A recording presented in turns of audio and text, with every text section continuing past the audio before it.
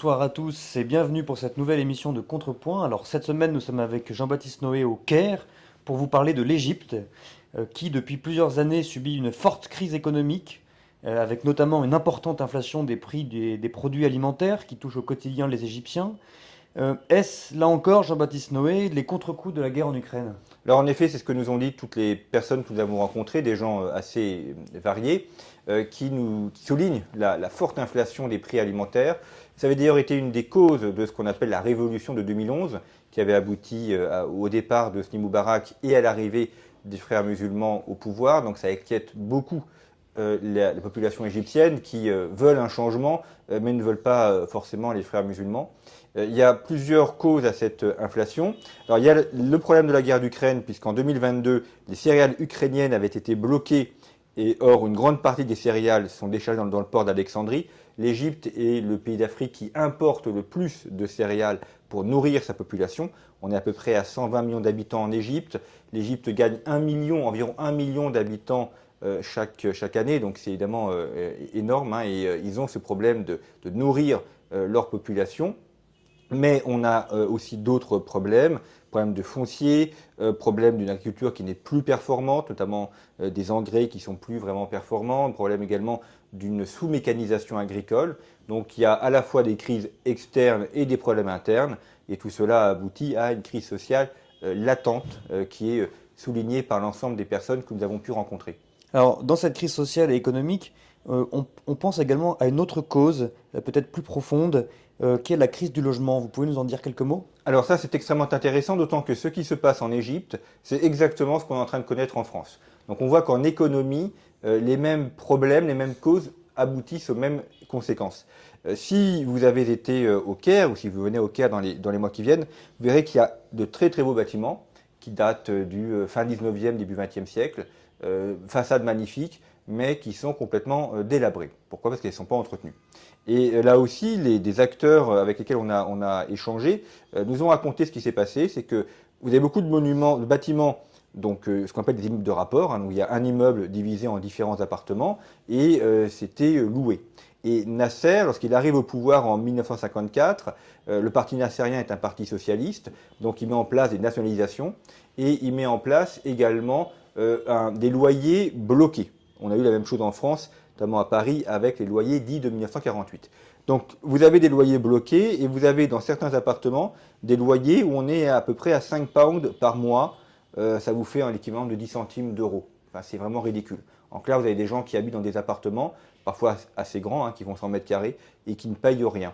Et donc, les propriétaires n'ont plus d'argent qui rentre, donc n'ont pas les moyens d'entretenir les bâtiments. Donc ça aboutit à une dégradation importante des bâtiments, d'où ces façades délabrées. Et puis, ça rattache à un autre problème qui était très bien montré par l'économiste péruvien Hernando de Soto, qui est le problème judiciaire. Vous avez beaucoup de propriétaires qui veulent donc expulser les locataires pour tout simplement pour pouvoir être payés et donc pouvoir continuer à entretenir leur bâtiment, et qui ne peuvent pas, soit parce que la justice est contre eux, soit parce qu'ils n'ont pas accès au cadastre, soit parce que les procédures sont extrêmement longues. Vous avez parfois 20 à 25 ans de procédure pour qu'ils puissent faire reconnaître tout simplement leurs droits. On voit bien que 25 ans de procédure, ce n'est pas possible. Et donc là, on est vraiment au cœur des raisons principales du sous-développement, problème de justice, problème de droit. Nous ne sommes pas dans une société de droit, et donc le logement est un des symptômes de ces problèmes économiques égyptiens. On pourrait le décliner dans d'autres domaines, mais on le voit, c'est assez marqué. Et puis à ces causes qui viennent de l'époque de Nasser et qui n'ont pas été résolues, s'ajoutent des problèmes très récents, notamment la guerre au Soudan, qui a débuté en 2022, guerre ethnique de 2022. Beaucoup de Soudanais sont venus en Égypte, et ces Soudanais prennent des logements parce qu'ils se mettent à une vingtaine, trentaine dans des logements.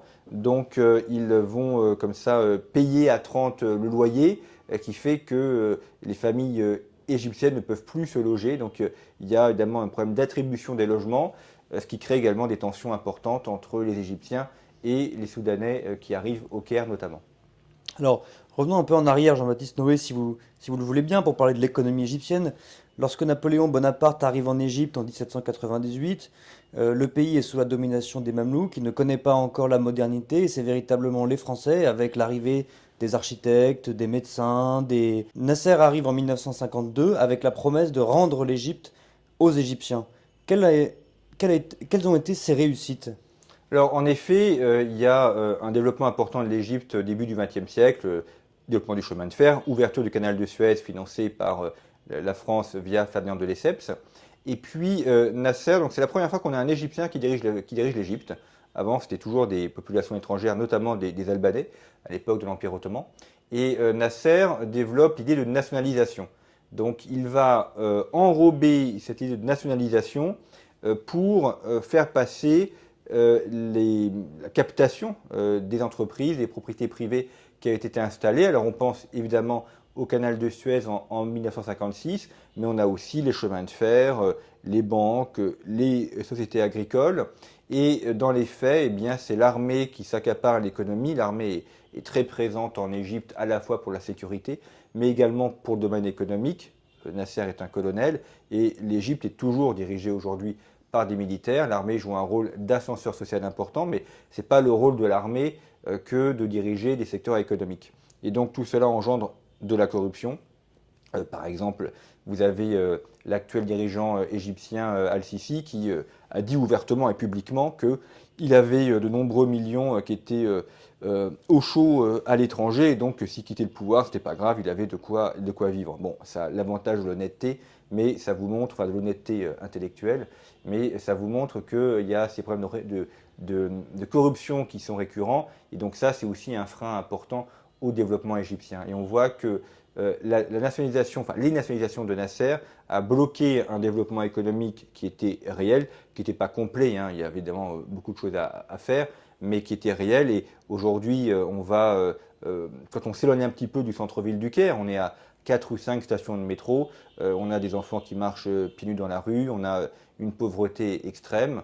Et ça, c'est quelque chose qui est évidemment très inquiétant et qui risque également de renforcer le moteur pour les frères musulmans. Alors Nasser, le grand rêve de Nasser était de faire de l'industrie égyptienne la nouvelle pyramide de la puissance égyptienne. On voit qu'il n'est pas arrivé jusqu'au bout de son ambition et donc aujourd'hui l'Égypte parie de plus en plus sur le tourisme. Mais n'est-ce pas un peu risqué? Alors effectivement, le tourisme, c'est un des piliers économiques majeurs pour l'Égypte. Alors officiellement, on est à peu près à 9% du PIB égyptien qui dépend du tourisme. Dans les faits, c'est beaucoup plus parce que vous avez tout ce qui est induit, hein, donc les chauffeurs de taxi, enfin bon, donc tout ça crée énormément de richesses. C'est évidemment très important pour l'Égypte, qui d'ailleurs valorise son patrimoine historique qui est majeur. Vous avez en octobre 2024 l'ouverture du nouveau Grand Musée du Caire, qui est magnifique, qui n'est pas complètement encore ouvert, mais qui est superbe, hein, au pied des pyramides. On a là, enfin, pour ce qui est de l'archéologie égyptienne, c'est évidemment l'endroit à voir. Le problème de ce secteur touristique, c'est qu'il est très influent aux attaques terroristes. Et donc ça, c'est la grande peur de Sisi, du gouvernement égyptien, c'est que si jamais vous avez un touriste qui est abattu par des terroristes, les touristes ne viendront plus. Et donc là, vous avez un risque d'effondrement économique majeur, que ce soit la station balnéaire de Sharm el-Sheikh ou que ce soit les sites touristiques de Luxor, d'Abou Simbel et autres. Donc c'est à la fois un pilier économique majeur pour l'Égypte et en même temps une grande fragilité du fait même des problèmes sécuritaires de l'Égypte. L'Égypte a connu ces problèmes-là il y a une quinzaine d'années et aujourd'hui c'est vraiment surveillé comme il est sur le feu. N'y a-t-il pas aussi un parallèle intéressant à faire entre le règne d'Ismaïl Pacha, qui avait lancé l'Égypte dans des grands travaux architecturaux ou vers la modernité et qui en fait avait vendu le pays aux Anglais? On retrouve un petit peu ce même contexte avec Al-Sisi qui s'est lancé dans des gigantesques travaux, comme par exemple le Nouveau Caire. Et en même temps, on voit aussi l'arrivée financière des pétromonarchies du Golfe en Égypte. Est-ce qu'il y a un parallèle à faire? Oui, tout à fait. D'ailleurs, plusieurs observateurs qu'on a rencontrés ont fait ce parallèle, puisque ça avait créé de la dette et donc asservi l'Égypte, hein. La dette, c'est l'asservissement des peuples. Donc ça avait asservi l'Égypte, notamment aux Anglais. Et aujourd'hui, effectivement, pour financer les autoroutes, le métro, le nouveau Caire, le grand musée égyptien, qui est pharaonique, hein, qui est immense, eh bien, vous avez de l'argent qui arrive du Qatar, de l'Arabie Saoudite, des Émirats Arabes Unis. Et donc, ça met l'Égypte dans les mains de ses créanciers. Et donc, le risque, c'est qu'au nom du développement du nationalisme, on arrive au contraire à une perte de souveraineté, une perte de liberté de l'Égypte. Merci Jean-Baptiste Noé. Merci à vous.